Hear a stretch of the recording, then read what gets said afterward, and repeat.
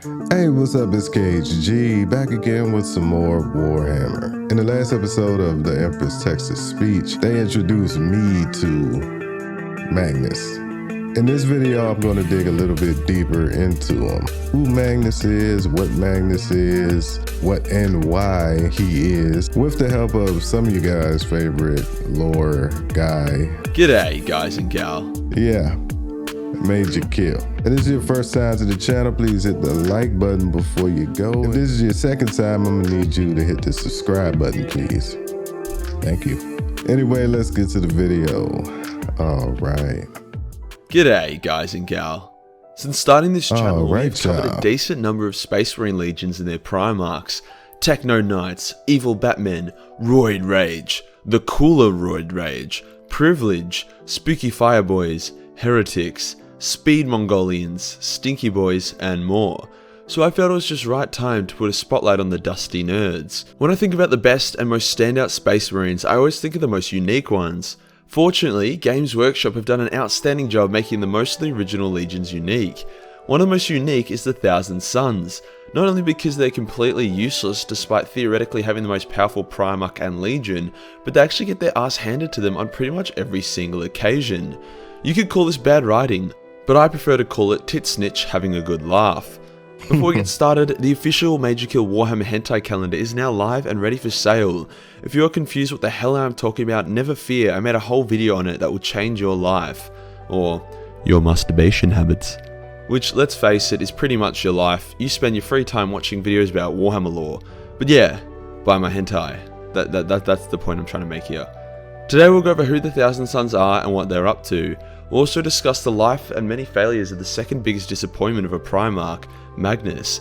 The first being Angron, who, as we have discussed, should have been aborted. As a bonus, we'll also discover if Magnus actually did anything wrong or not, so we can finally put another terrible meme to bed. Let's get into it. After about the 6th cycle of the galaxy getting its cheeks clapped, a humble, pious man, known simply as the God Emperor of Mankind, decided the galaxy was ready for a 7th clapping, so he created 20 demigod babies called Primarchs. Now in said galaxy, there was a couple shady dudes called the 4 Gods of Chaos, who weren't a fan of getting their cheeks clapped, other than Slaanesh of course, so they teamed up with the Primarch's mum, who was having postnatal depression, and yeeted them across the galaxy. Each Primarch landed on a planet suited to them. Some were privileged white kids, so they had an easy start, whilst others were edgy emos and landed on a planet full of horrific criminals and no vitamin D. Magnus landed on Prospero, a planet full of sorcerers who were shunned by the local systems, due to the history of sorcerers accidentally summoning demons and causing trillions of deaths. Fair enough. Now Magnus is called Magnus the Red because, you know, he's red. This is because when the Big E was creating his children Primarchs, he wanted to ensure that there was enough racial diversity, so he created a chalky kid, a yellow kid, and a red kid. What happened was one of his scientists A chalky kid? Yeah. He's from Australia. I'll allow it. like, yo Big E, what race should I make this next one? And the Big E was like, make him Indian, but not the taxi Indian, the Red Indian. Red Indians were a thing 28,000 years prior to said scientist being born, so he took it literally and just added some red food dye to the fetus. Okay. I don't think he's American Indian. I think he's more Aztec. I think that's what his character model is based off, like Aztec Indians, the pyramids down in South America and stuff like that. But at the same time, there's a beetle on his chest, but that could just be this artist's representation. I don't know. Anyway, back to the video. Sorry for that. On a lot of planets, a red demonic looking child would have been killed upon discovery. I imagine when they found him, someone was like, oh my god, he's red, what is going on? And his mate would have said, oi Terry, we can shoot lightning from our hands and summon tentacle hentai monsters. Him being red is pretty normal in comparison. Hence Magnus was quickly adopted and became a student to the many scholars and leaders of Prospero. Magnus would go on to have an easy life, almost as easy as Gulliman's, as he quickly surpassed everyone in psychic power and became leader of the planet. He transformed the world, making it a radiant beacon of light in an otherwise dark and grim galaxy, his hunger for knowledge only matched by his arrogance. You can't really blame him for his ego though. Imagine landing on a planet full of wizards with superpowers and within like 6 years becoming way more powerful than all of them. He was literally a superhero to a superhero. After making his planet dope, Magnus began exploring the deepest parts of the warp and learning everything he could, despite the warnings of his adoptive father/mentor. I would say their conversation went like this: Magnus, be careful of the tentacles, shadow demons, and many malicious horrors of the warp. And Magnus would be like, "Don't tell me what to do, Dad! That shadow demon monster is my friend, and he said you're an asshole!" With a mind as bright and loud as Magnus's, the Emperor easily found him, and had been communicating with Magnus for years before his fleet arrived at Prospero. When the Biggie saw him, he was like, "Oh shit, I guess I should have been more specific about the Red Indian part." Okay, I think he's skipping a part where the Emperor of Mankind specifically didn't tell him about chaos and the tentacle monsters, or whatever the hell he's calling it. Did you really think me saying not to use your powers was me bullying you? I was trying to protect you and prepare you for something greater, dumbass. But in fact, he is saying that the Emperor told him about it. Confuse him. Somebody fill me in on, did he know or didn't he know? I'm trying to figure out if he was an idiot. Before the two hugged it out. As a note, both the Emperor and Magnus were beings of intense psychic energy, so a hug between the two of them probably had the potential energy to level an entire city. These are the kind of things I think about at night. The Emperor then went on to tell Magnus more about the galaxy and how an entire legion of legendary space marines that were ready to follow him. Magnus was like, "Oh boy, Dad, that's awesome, can I see him?" And then the Emperor was like, "Ooh yeah, about that." See, Magnus and the Thousand Sons got claimed pretty hard by Titsnitch from the get-go, like, unfairly hard. The Thousand Sons had developed psychic powers, which was really cool, until they all started mutating into Chaos Spawn, which is way less cool. Nice one, Titsnitch. The only time this settled down is when the Emperor was near the Legion, as he genuinely scared off the Chaos Gods, so they didn't try and pull their bullshniz around him. As such, by the time Magnus was reunited with his Legion, only 1,000 of them were ready for duty, with the rest having either been culled or put into stasis, hence the name Thousand Sons. The Biggie was thinking about just culling the rest, but Magnus begged to be given a chance to save them, so they were spared, just as Titsnitch had planned. In order to stop this flesh change, Magnus went to go ask his old tentacle hentai shadow demon friend, who was coincidentally also Titsnitch, Chaos God of ruining your day. Titsnitch allowed Magnus to think he beat him, giving Magnus the power to stop the flesh change, and taking one of Magnus's eyes in return. The thing I like about this is that Titsnitch didn't take Magnus's soul here or bind him to his will. No, the only thing Magnus lost here was an eye, which he really didn't need. The dude can see a soul from across the galaxy. Eyes are just a fashion accessory for him. What Titsnitch did that was clever was fuel Magnus's arrogance that he had mastered the warp, giving him confidence to delve even deeper. With the flesh change sorted and the Legion recruiting fresh playthings for Titsnitch, noble sons of Magnus the Red from Prospero, the 15th Legion was ready to clap. And clap they did. An entire legion of demigod super soldiers led by the manifestation of magic in the galaxy didn't have much trouble dominating a galaxy where anti-psycho measures weren't really in place yet. Despite this, however, the Thousand Sons' record for taking planets was pretty crap. Their legion was still small, and Magnus had more interest in learning more about the warp and other nerdy shit rather than actually conquering. Like every time they'd conquer a planet that had psychers on it, they would copy all their knowledge into text and transport it back to Prospero. On top of this, most of the Imperium also despised the Thousand Sons due to their very frowned upon psychic powers, as well as the fact that their leader had horns on his nipples. Also, when most of your legion turned into this, obviously people aren't going to be super keen on working with you. The loudest of these oppositions were Lehman and Mortarion for entirely different reasons.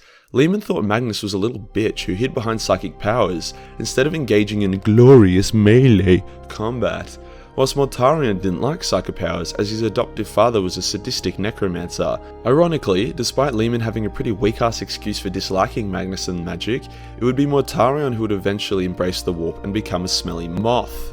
One of the many reasons why Morty sucks. As more and more planets fell to the Imperium, the legions witnessed horrific warp.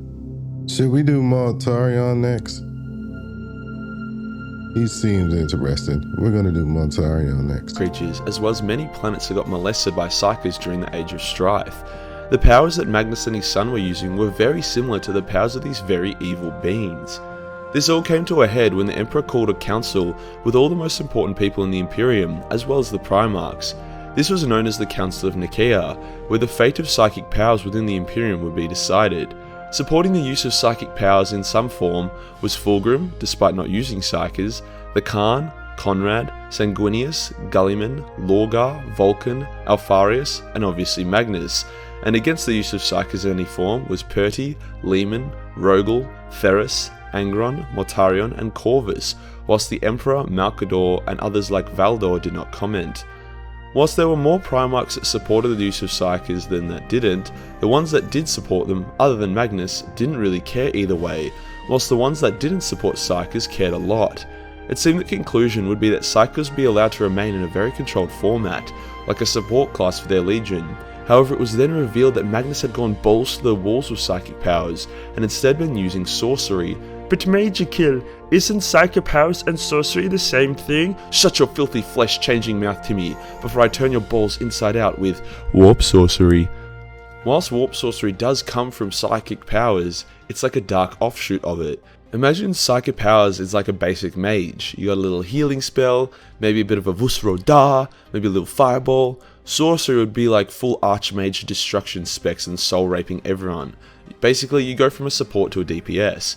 While psychic powers are neutral, warp sorcery generally comes from a dark place and gets the attention of dark things, hence why Magnus had Titsnitch's magnifying glass on him this whole time. The Emperor was enraged to hear that Magnus's abuse of the warp after he specifically warned him about it. He lashed out and completely banned any form of psychic power other than astropaths, navigators, and then obviously his and Malcador's own power. Magnus was obviously pretty salty about this. He had put all of his skill points into intelligence, and now he had to play like a tank DPS. Magnus and his legion would be pretty useless for the rest of the crusade, as their trump card was their psychic powers, and now they just kinda sucked. Magnus would continue to use warp sorcery on a small scale in the meantime from Prospero. Eventually Horus went full bold dickhead mode and declared jihad on the Emperor. Let me stop it right there. I'm starting to think it is the Emperor's fault. I'm starting to believe that he really wasn't an idiot. He was just misinformed or not informed enough to make the decisions that he did. To stop doing what you're doing before Zanesh or one of the other Chaos guys puts their eye on you, it's just weird and complex. I believe it's the Emperor's fault at this point. Like, technically, I don't know how many thousands of years Magnus is, but he's still a child compared to the Emperor. He was on par psychically with the Emperor, therefore he should have been knowledgeable enough to make it's weird and it's complex. Magnus was the first to realize this, however, as he received a vision from none other than Uncle Titsnitch. The vision showed the heresy play out, with only his own fate being unknown to him. Now this is where we discover if Magnus actually did anything wrong. In a panic, he used warp sorcery to quickly astral project the Terror to tell the Emperor about Horus's naughty antics, but he found a psychic barrier in the way. A barrier the Emperor put there to keep demons out while he worked on his secret webway project. Now I could explain what happens here, or I could just show it. So yeah, this is a scene from If the Emperor Had a Text-to-Speech Device by Brother Alphabuza, aka the best 40k channel ever. I tried my best to save Horus from his folly, but I failed. But I still have a chance. Nothing will be lost if I can warn Father. There's still time to warn him. I could save everyone. If there wasn't a fucking wall in the way! What will I do now? Stop, Tomato Man! You again? Get out of here. I don't need any more of your help. Looks to me like you do, Sonny. You can't help me. This wall's built up by some incredible psychic powers for a purpose, and I am not going to break it down. Father put it here for a reason, and I won't transgress any further. Not going to, or not able? Don't start this shit again, Octopus Face. I won't fall for it. Even if I destroy this wall, it might have terrible, terrible consequences. I mean, I don't even know what purpose it has. Ooh, Cyclops boy is being reasonable. He doesn't want to mess with what he doesn't understand because he enjoys living in ignorance, not wanting to break his frail little psyche. Seriously? You're really doing this again? Oh, you come along here to warn your father, but as soon as a small obstacle comes in your way, you give up immediately. Shut up! I already tried getting through it without breaking it. I am not strong enough. It's built up by a psychic might that surpasses my own. He's not strong enough because he's a freaking pussy that shits himself upon seeing the absolutely terrifying inanimate objects. Maybe we should get someone ballsy enough like Lehman Russ to do it instead. No, I am better than that ignorant savage. Also, I don't have time for this shit. Time is of the essence and I have to get through. Smart choice. Let me give you a power boost.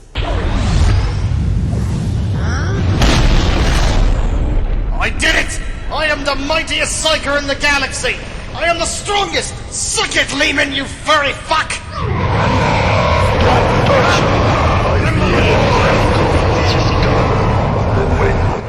That certainly happened. So yeah, the demons poured into the webway, slaughtered thousands, and undid the entire project. Magnus was able to appear to Daddy, but the Big E was so furious that the one shot mankind had at permanently beating Chaos was now ruined that he didn't want to hear a word of it. Magnus realized he had messed up big time and returned to his body and begun having a sulk. The Imperial Palace now had a gaping hole in it, which the Emperor now had to keep shut by sitting on the Golden Throne permanently, hence he was powerless to go out and press Ctrl-Alt-Delete on Horus like he would have previously been able to do so. Yeah, it's his fault. Yeah, it's the Emperor's fault. He knew that his son basically had the psychic equivalent of a rocket launcher that could blow a hole in all his plans, but didn't tell him that, hey, I got a plan over there.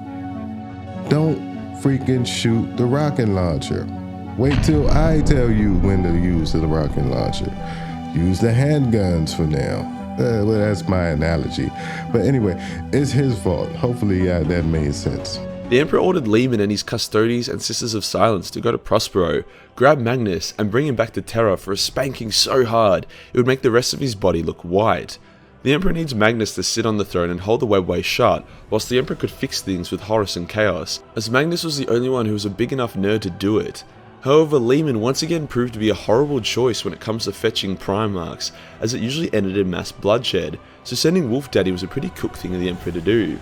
As Lehman neared Prospero, Horus was like, "Yo Lehman, I know Dad said to bring back Magnus alive, but wouldn't it just be like really funny if you just killed him, Lamau?" And Lehman was like, "God damn Horus, you're right," and he prepared to invade the world. Magnus, knowing he had been played like a fiddle by Titsnich, lowered Prospero's defences and prepared to meet his fate. He was so adamant on allowing himself and his sons to die that he completely ignored Lehman's request to parley, and he killed one of his favourite sons who discovered the oncoming Space Wolves. Between the might of the Wolves, Custodes and Sisters of Silence, even the mighty Thousand Sons were no match and they got crushed. Towards the end of the war, Magnus changed his mind and decided that he didn't want to die, hence he joined the fray. Lehman and Magnus ended up dueling, resulting in Lehman going full Bane mode and breaking Magnus's back over his knee, shattering his spine, soul and his health insurance premiums. As he felt the numbing agony of becoming a paraplegic, Magnus was like, "Tentacle hentai shadow monster warp buddy, save me!" And Titsnich was like, "Hoo! You got it, kiddo!" and teleported him and the remaining Thousand Sons to the warp. Now, in between getting his spine snapped and yoinked by Titsnich, Magnus' soul shattered into different pieces, creating numerous different Magnus shards. His noble shard would be found by Malkador and used to create the first Grey Knight, whilst his power shard would go on to become the Crimson King, Demon Primarch of Titsnich. Other shards would either get taken by Ahriman, who we will discuss in a bit, destroyed, or eaten by the other shards. This also explains how Magnus goes from a loyal son who's trying to do the right thing to a big red angry nerd who just wants to kill fairies. As a funny note, Magnus, especially now that he's a Demon Primarch, can change his physical form, so it's pretty funny to see that he made himself completely jacked despite always avoiding any kind of conflict that involved physical strength. So from this, did Magnus do the wrong thing, or was he just screwed over? Yes, he absolutely did multiple wrong things. He was warned about the warp and his tentacle hentai shadow demon warp buddy, who was told not to practice warp sorcery. He ignored Lehman's parley request and ended up fighting the wolves regardless, before finally praying for deliverance from Titsnich. Yes, he was dealt a bad hand, and yes, Titsnich wanted his red ass, but you can always win a bad hand, and tentacle hentai shadow demons should never be messed with. Magnus had gone to pledge to Horus and help him during the heresy using his sorcery, but between his broken spine and nearly dead legion, he wasn't really front and center. Emperor fights Horus, Horus gets Kamehameha so hard that his soul is completely raped, and the Emperor ends up as a quadriplegic and a massive strain on the Imperium's healthcare system. Magnus and his sons retreat to the Eye of Terror and set up shop in the planet of sorcerers, their new home. But boy, you better believe that Titsnitch wasn't done memeing them yet, so the tentacle god himself brought the flesh change back to them, way worse than it was before. The entire legion began to turn into Chaos Spawn. However, Ahriman and a cabal of elite Thousand Sun sorcerers completed a ritual which was supposed to stop the flesh change. And stop it did, with the cost of all non-Psycho Thousand Suns turning to dust and having their souls trapped in their own armour. Whoops. Magnus obviously wasn't stoked that most of his sons were now walking ash piles, so he kicked the tits out of Ahriman but was prevented from killing him by Titsnitch, who wasn't done with Ahriman yet. Magnus hasn't been super active in the galaxy since the Horus Heresy, other than his constant attempts to destroy the Space Wolves, each attempt being thwarted. It's actually pretty embarrassing for Magnus, like he has all this demonic power, yet nearly lost a duel to one Space Wolf Chapter Master, and then on a different occasion ate the axe of another Space Wolf Chapter Master, and was banished both times. Time and time again, Magnus attacks Fenris, and time again, he gets his red ass clapped. If Space Marines can kick Magnus's ass, imagine what Lehman will do when he returns. In recent times, Magnus attacked the revived Gulliman on the way back to Terra to see Daddy. The two Primarchs fought, and whilst Magnus had the upper hand, Gulliman was able to hold his ground long enough for backup to arrive and banish Magnus again. Hell, G-Man even got a few nasty shots in himself. It seems weird that the big red man gets bodied time and time again despite his power, but because he's only a shard of what he was, he lacks a lot of things that give a Primarch true strength, like a functional penis or not being a cocky dick all the time. Magnus is currently residing in his tower, angrily reading books, and likely bamboozled by his complete inability to wipe out a single Space Marine chapter. Now, a character I mentioned earlier who is way more interesting than Magnus is Ahriman. When Ahriman was banished by Magnus, he was tasked with exploring the galaxy and discovering the true nature of chaos, and also try to fix the whole "whoops, accidentally turned most of my brothers into dust golem" situation. To do this, he resolved that he needed to gain entry into the Black Library, an Eldar craft world hidden within the webway, which contains all the Eldar's knowledge about chaos. Seems simple enough, except it really wasn't at all, and Ahriman got his ass handed to him a number of times before he was eventually able to reach it, only to get his ass handed to him again and kicked out of the webway. Like father, like son. As a pretty funny flex, Yvraine, the herald of the Eldar god of death, was able to easily turn some of the dusty Rubik Marines back to their former selves, shocking and heavily embarrassing Ahriman, who was still yet to get even close to a similar result. With the recent siege of Fenris, as well as Magnus duking it out with Gulliman, I don't think the Thousand Sons are going to be front and center for a little while. Ahriman will keep appearing like the try-hard villain he is, but with their track record, as well as Titsnitch genuinely enjoying watching his own Chaos Legion fail, I wouldn't expect anything big coming out of them anytime soon. A big thing I like about the Thousand Sons is that their minds aren't twisted into mindless Chaos Marines. They can actually make moral decisions. For example, a loyalist Emperor's Children Dreadnought was getting tortured by Fulgrim. The Thousand Sons who were with Fulgrim at the time, who were actually on his team, found the whole affair really distasteful, so they allowed a nuclear bomb to go off and kill all of them. Fulgrim, being a demon prince, eventually came back, however it was a pretty cool moment. And that does us for today, guys, the lore and story of the Thousand Sons. Due to their low numbers and tendency for failure, they are not up there in terms of the most well-known Space Marine legions, but they're definitely one of the most unique, and I love their pseudo-Space Egyptian aesthetic. Remember guys, the calendar's alive and the physical copy will... Alright, y'all, that was, I think, enough about Magnus to confuse me more, truthfully. I don't think he's a total idiot. He is dumb. He is childish. He is probably a crybaby. I believe he is a child, a whiny crybaby. His soul getting split into shards and getting his butt handed to him, even though he has probably the psychic power of the Phoenix. This makes no sense. Is kind of dumb. It makes me wonder why that happens. Looks like we've got another mystery on our hands. But then again, if you look at him with the horns, he was designed to be a bad guy, but he started out on the good side. So they had to manufacture a story to make him the bad guy. Now he just walks around as the 40K devil guy. You know what I'm saying? And since he's the bad guy, he will always freaking lose. That is how you write supervillains into stories, period. Well, anyway, you could have been anywhere watching anything, but you were here with me, so I thank you. Please like, share, and subscribe. The next video is going to be more Emperor's text-to-speech. Anyway, till next time, I'm KG. Peace. Magnus, you are still a... You need help.